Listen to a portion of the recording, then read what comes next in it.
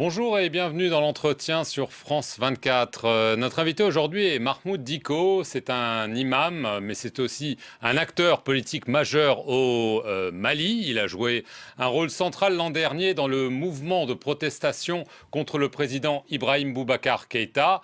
Depuis le coup d'État qui s'en est suivi en août 2020, il a pris du retrait. Il accepte de reprendre la parole depuis Bamako. Merci d'être avec nous, Monsieur Dicko. Merci bien.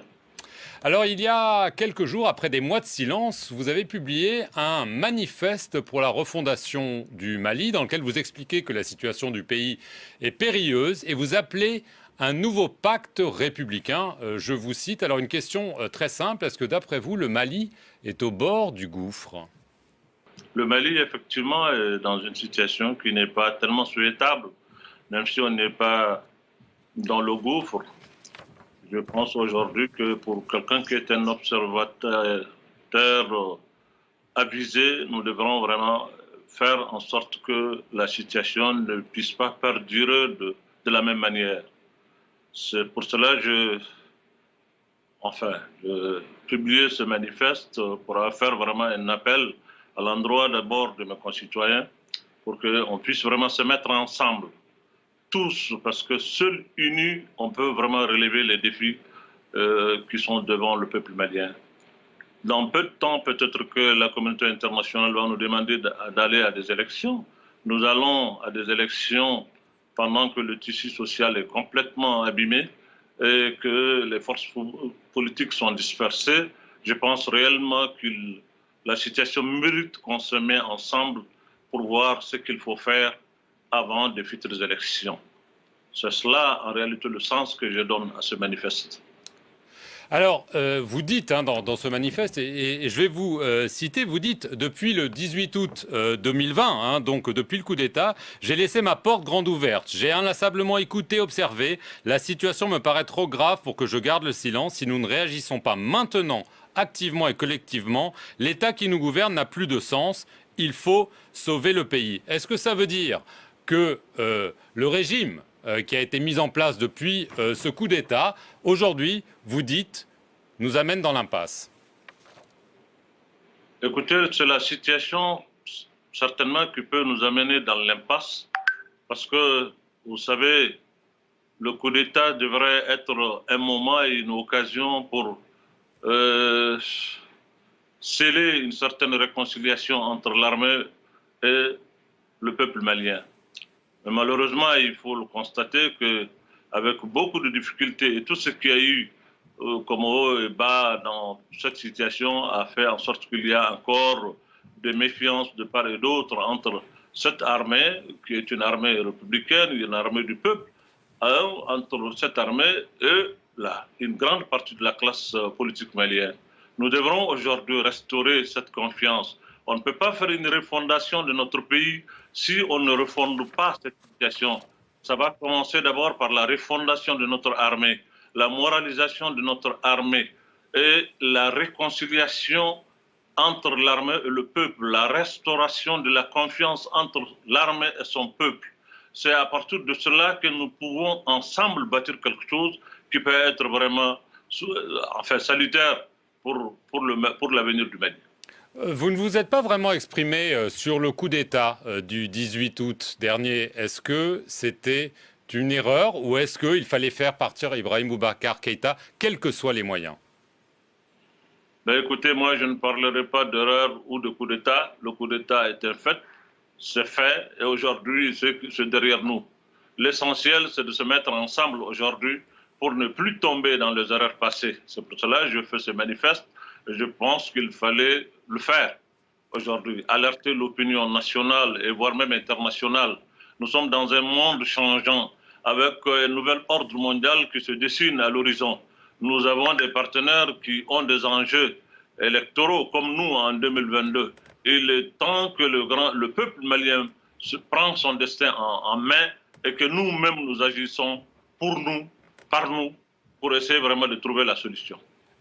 Le calendrier qui a été mis en place prévoit un retour aux élections d'ici 14 mois. Vous avez dit hein, dans votre première réponse que vous n'étiez pas favorable à des élections dans les conditions actuelles. Que faut-il faire? Est-ce qu'il faut repousser ces élections ou est-ce qu'il faut les avancer? En tout cas, vous semblez penser que le calendrier mis en place n'est pas le bon. Je ne parle pas de calendrier. Je parle des conditions dans lesquelles nous allons arriver à ce calendrier. C'est ces conditions-là qu'il faut changer, pas le calendrier. Je n'ai jamais parlé de calendrier. Mais je pense que si on va à des élections dans cette situation, dans ces contextes, ça va être difficile. Et ça, je le maintiens. Vous avez aussi dans ce manifeste proposé, j'allais dire, des services de médiateurs entre les groupes armés, les groupes civils. Alors on sait qu'il y a une question qui agite beaucoup au Mali, mais plus largement au Sahel, à savoir, est-ce qu'il faut discuter avec les groupes djihadistes? Donc une question très concrète, une réponse très concrète, est-ce que vous appelez à un dialogue avec des leaders comme Amadou Koufa, Iyad Agrali, pour véritablement parvenir à une réconciliation nationale, ou est-ce que vous considérez, comme la France par exemple, qu'il ne faut pas parler avec ces gens-là? Ben écoutez, je ne sais pas ce que la France dit ou ce que la France souhaite. La France est un pays souverain. Je respecte son opinion. Mais je pense qu'au Mali, ici, nous sommes dans une situation où le bon sens nous oblige à aller vers, en tout cas, à chercher une solution. Si on ne peut pas par le bout des armes, arriver vraiment à bout de ces gens-là. Ceux qui nous aident aujourd'hui sont dans l'impasse. Mais qu'est-ce qu'il faut faire? On n'arrive pas à les vaincre militairement, on ne parle pas avec eux, on ne discute pas avec eux. Alors comment on peut accepter d'installer le pays dans une guerre infinie?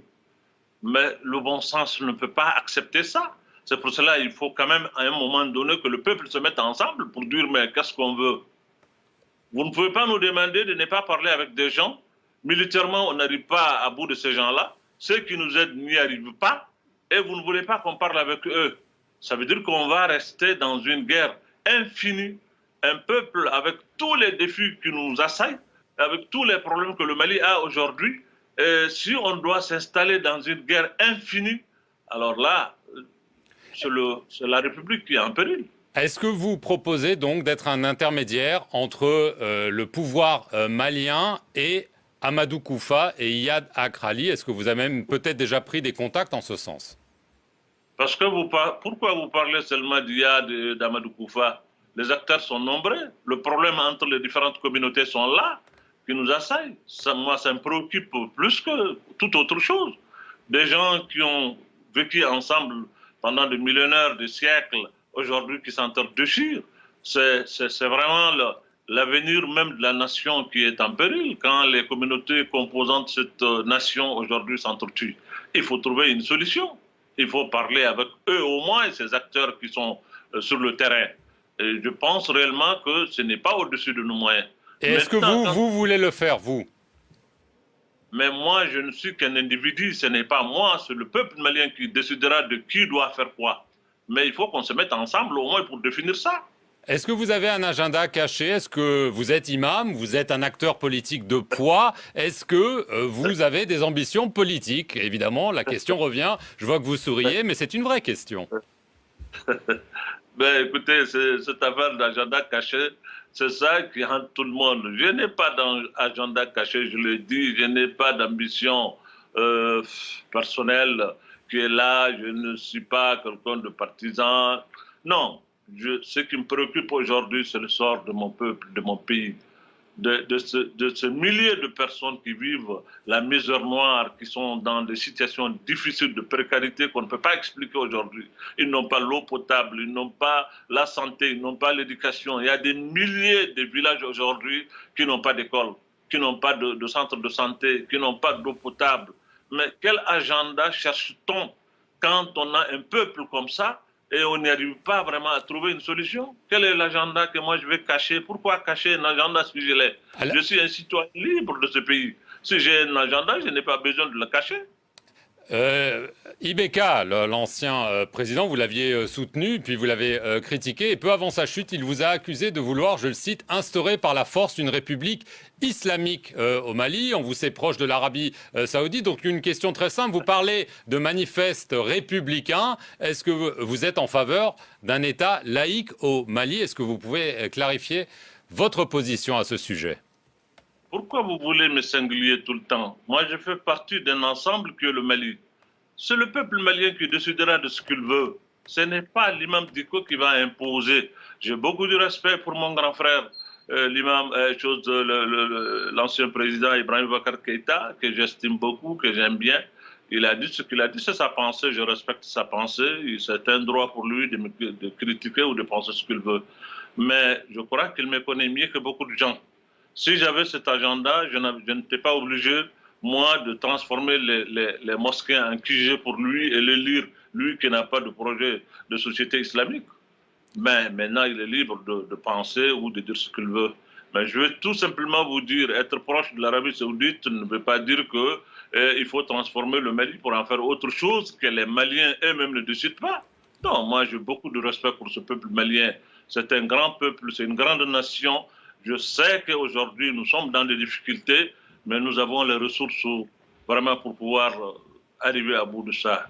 Et j'aime à le dire tout le temps que si on interroge le génie malien, il nous sortira certainement la solution pour trouver la voie. Dernière question, Monsieur Dicot. Exactement, qu'est-ce que vous préconisez de façon très concrète? On sait que vous préconisez un dialogue, mais bon, ça, ce sont des mots, mais des actes. Qu'est-ce que vous préconisez dans les semaines, dans les mois à venir? Mais les actes que je préconise, je ne peux pas les concrétiser seul. C'est avec le peuple malien, c'est ensemble que nous allons le faire. Si j'ai des idées, je les partage avec le peuple malien, et c'est au peuple malien d'apprécier ce qu'on doit faire de ces idées, Inch'Allah. Imam Dicko, merci beaucoup d'avoir répondu aux questions de France 24 depuis Bamako et merci à vous d'avoir suivi cet entretien sur nos antennes.